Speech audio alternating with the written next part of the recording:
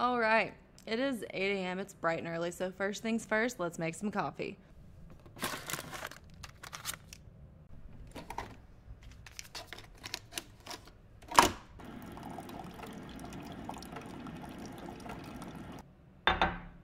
Add some creamer. Stir that shit up.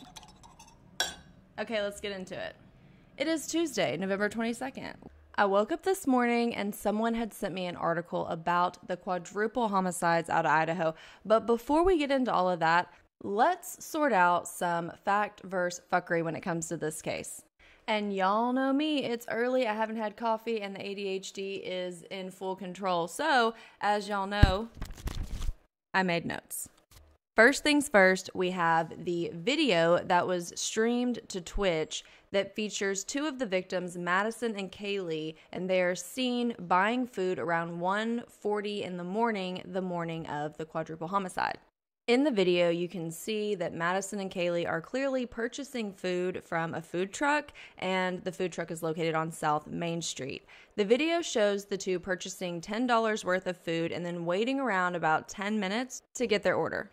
The manager of the food truck said that the two did not appear to be distressed or in any type of danger, and I think that's pretty clear from the footage, which is circulating all over social media and has been featured on the news. Got to get a quick swig of this coffee. Okay. In the footage that was shared all over social media and on the news, people were very interested in a man that was seen behind Maddie and Kaylee in the video.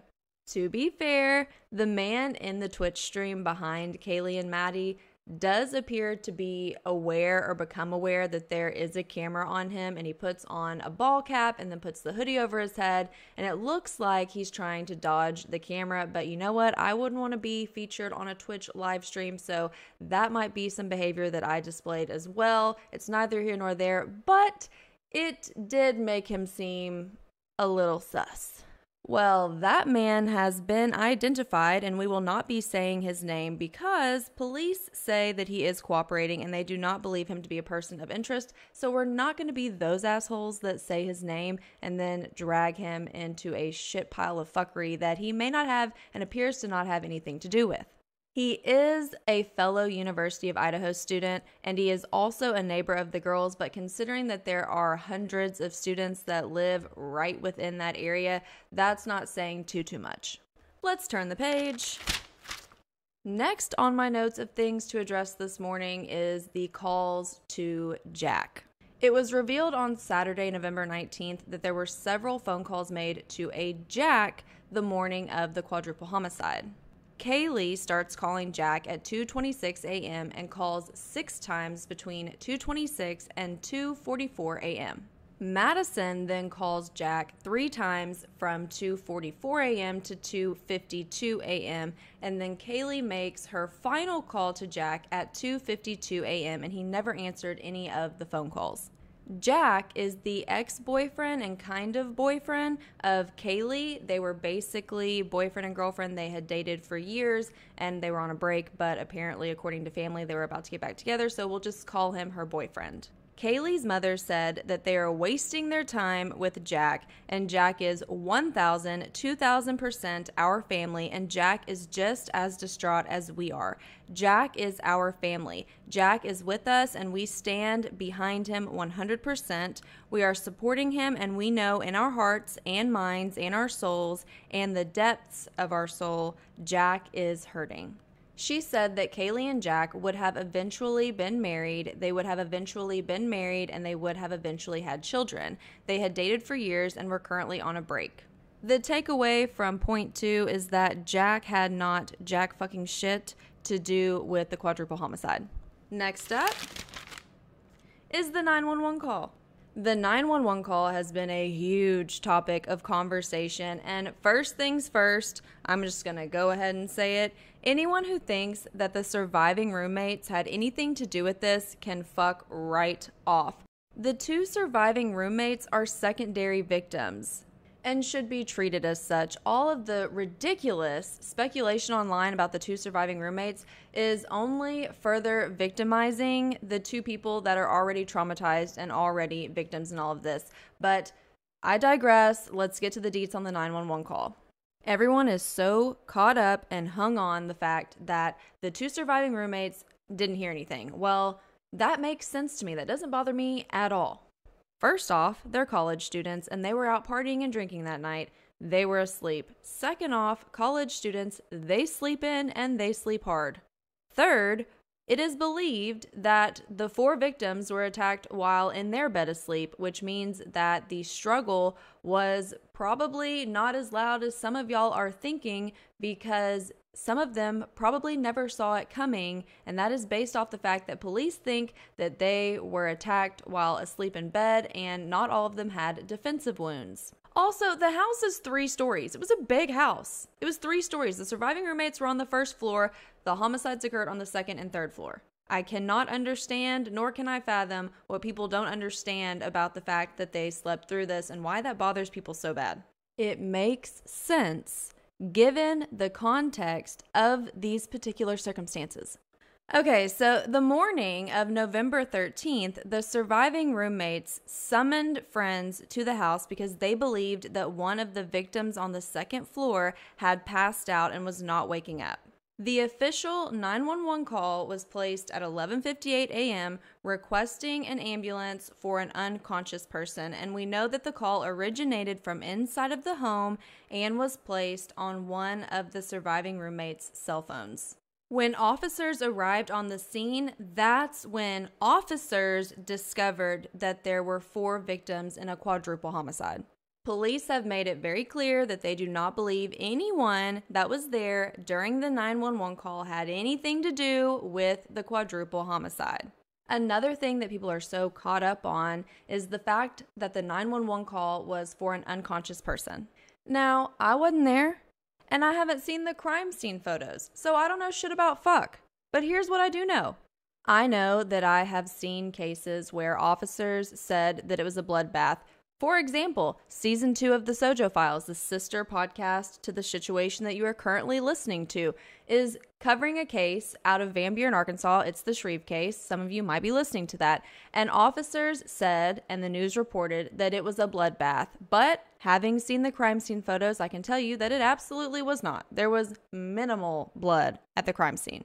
Now here we know that the 4 victims died from being stabbed to death. So clearly there was blood at this crime scene. However, we do not know the circumstances. We do not know how they found this roommate. And clearly, they believed that it was just an unconscious person. When you call 911, you're scared. There's a lot going on. Half your brain is processing what's going on, and the other half is saying, this can't be happening. So the caller did say, according to police, that they had an unconscious person and that the roommates believed that this roommate possibly had passed out and they were concerned about them. But you know what? That's how they processed it. That's what they thought. And we do not know the circumstances or what it visually looked like in the room where they found this particular victim. And so we don't know, and that's okay. But what we can presume is that the surviving roommates, if they had walked into a bloodbath, would have called 911. They would not have called friends first to come over and help assist in assessing the situation if they had walked into a bloodbath. I think that we can presume that and give them the benefit of the doubt on that one. The next thing to address on this handy note that I've made right here is the press conference that occurred Sunday, November 20th. The big takeaway, in my opinion, from the press conference is that they have no suspect. What about the press conference solidified that for me? Great question. I would love to tell you. Here's the answer. They mentioned that not only the FBI was assisting in this case, which we have known since Wednesday of last week, but also that they had 2 members of the BAU, the Behavioral Analysis Unit from the FBI. They're also helping to assist in this case. That tells me that the BAU is there to help develop a profile of the killer and to assist police in developing a suspect in this case. Now let's talk about the article that was sent to me bright and early this morning. It's an article that was published by the Daily Mail, and here's the title. Incompetent Idaho cops likely obliterated crucial evidence and have botched investigation in student's murder, says source connected to the investigation as cops expand search area near the crime scene. To hit the key points of this article, a source close to the investigation described the efforts by Moscow police as botched and said that the department likely obliterated mountains of evidence at the scene by waiting so long to properly investigate. They mentioned that police were seen yesterday, November 21st, measuring tracks in the driveway of the home where the students were murdered and how that was a full 6 days after the bodies were discovered. They then mention that during the press conference, cops repeatedly could not answer basic questions about the crime. They say that this source says that cops likely destroyed evidence due to their negligence or allowed it to be compromised with their sluggish response. They mention that the time lapse between when the bodies were found and the forensic team returned to the crime scene allowed crucial evidence to be corrupted by weather or other activity. Basically, the whole thing is just a slam fest on the investigation of this case. So here's my 2 cents on this. Lord have mercy. If you follow me on social media or you listen to the sister podcast to this one, the SoJo Files, then you know I have absolutely no problem calling out the fuckery. But as it stands right now, I think the fuckery is this article and not the investigation. For starters, it says that it was a blundering press conference in which he repeatedly could not answer basic questions about the crime. That's fucking bullshit. They're stressed, and I understand, and they're frustrated because they do not have answers. But it's not that the police chief, James Fry, could not answer basic questions. It's that he did not answer certain questions that they wanted the answers to because he did not want to hinder their investigation. And I get that that's frustrating, and I get that people want answers. But come on, it's not that he couldn't answer basic questions. It's that he didn't, because he didn't want to jeopardize the integrity of their investigation. They also dogged the absolute shit out of them, saying that they obliterated mountains of evidence and did not properly investigate this homicide quick enough. Yeah, come on, y'all. There's picture proof that's been blasted all over the fucking news and social media of officers fingerprint dusting the windows. There's a clip of an officer standing outside the door taking a crime scene log, as they fucking should, and you see them doing what appears to be all of the proper steps in investigating this. They also have the FBI involved. We don't know what they did as far as investigating the inside of that home and the crime scene because the photographers and the paparazzi couldn't get in there. However, there is an abundance of photos of them investigating the exterior of the house and them searching the wooded area near the house. At this point in time, there is nothing to substantiate that they have in any way, shape, or form botched this investigation. And until we have proof to substantiate that that's true, you're not going to hear me say that. I have no problem blasting investigations and issues with investigations clearly, but I'm not going to do that when we don't have anything to substantiate that that is a fact and not just fuckery. I think this article was written by somebody who is rightfully so frustrated, but come on. Come on. If you want to blast them on something, the one thing that I will say was kind of a fuck up, was actually just a fuck up, in my personal opinion, was them announcing on Monday and Tuesday that this was an isolated and targeted attack and that the general public had nothing to be worried about. I don't agree with that. I think from a criminology standpoint that really doesn't make a bunch of sense, which is why they backtracked on that statement come Wednesday. One statement in this article is that the time that elapsed between when the bodies were found and forensic team returned, keyword returned, as in a second time, to the crime scene allowed crucial evidence to be corrupted by weather or other activity. Weather is always an issue with any type of evidence that is outside.